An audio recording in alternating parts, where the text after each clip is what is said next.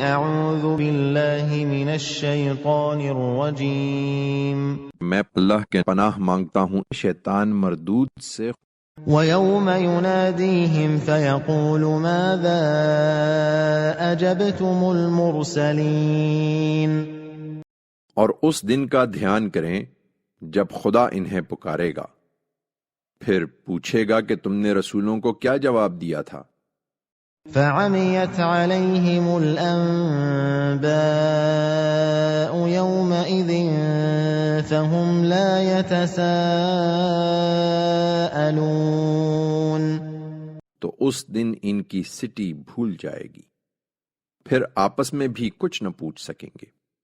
فَأَمَّا مَن تَابَ وَآمَنَ وَعَمِلَ صَالِحًا فَعَسَىٰ أَن يَكُونَ مِنَ الْمُفْلِحِينَ۔ ہاں، جس نے توبہ کی اور ایمان لایا اور اچھے عمل کیے، اسے توقع رکھنی چاہیے کہ اس دن وہ فلاح پانے والوں میں سے ہوگا۔